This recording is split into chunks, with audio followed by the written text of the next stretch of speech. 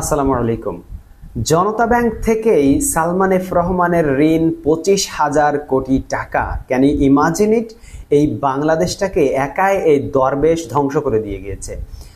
25,000 কোটি টাকা নিয়েছে শুধুমাত্র এক জনতা ব্যাংক থেকে। পুরা ব্যাংকিং সেক্টরটাকেই ধ্বংস করে ফেলেছে, খেয়ে ফেলেছে, শেয়ার বাজারকে খেয়ে ফেলেছে, গরিবের মধ্যবিত্তের সকল সম্পত্তি এই রামকৃষ্ণ খেয়ে ফেলেছে। আসলে রামকৃষ্ণ নিলেও হিন্দুদের অবতারকে অপমান করা হবে, এই শয়তানটা খেয়ে ফেলেছে। আসলে ব্যাংকিং খাতে নানা অনিয়ম, দুর্নীতি আর লুটপাটের সাথে জড়িয়ে আছে বেক্সিমকো গ্রুপ। এই দরবেশের গ্রুপের নাম হলো বেক্সিমকো গ্রুপ। রাজনৈতিক প্রভাব খাটিয়ে ঋণের নামে বিভিন্ন ব্যাংক থেকে হাজার হাজার কোটি টাকা হাতিয়ে নিয়েছেন তিনি।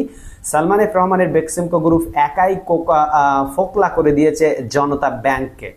গ্রুপের বিভিন্ন প্রতিষ্ঠানের অনুকূলে হাতিয়ে নেওয়া হয় 25,000 কোটি টাকা।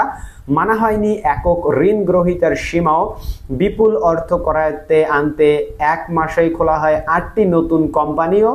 বাধা না দিয়ে উল্টো ওয়ানিমে সহায়তা করেছেন সাবেক গভর্নর আব্দুর রউফ তালুকদার। আশা করি তাকে এখন ধরে উত্তম মধ্যম দিয়ে এই টাকাগুলো কিভাবে ফেরত আনা যায় কোম্পানিকে নিলাম করে, এবং রাষ্ট্রের কাজে সেই টাকাগুলোকে ব্যয় করতে হবে। কারণ রাষ্ট্র এখন, আপনারা ইতিমধ্যে একটি নিউজ করেছি, সেটি আমার চ্যানেলে গেলে দেখতে পারবেন যে 18 লক্ষ কোটি টাকা ঋণ রেখে গেছে হাসিনা সরকার।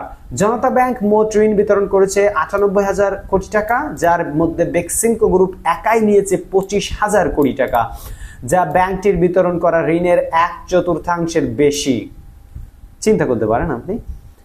তো এই হচ্ছে গিয়ে দরবেশের শুধুমাত্র জনতা ব্যাংক থেকে নেওয়া ঋণ। ধন্যবাদ সবাইকে ভিডিওটি দেখার জন্য।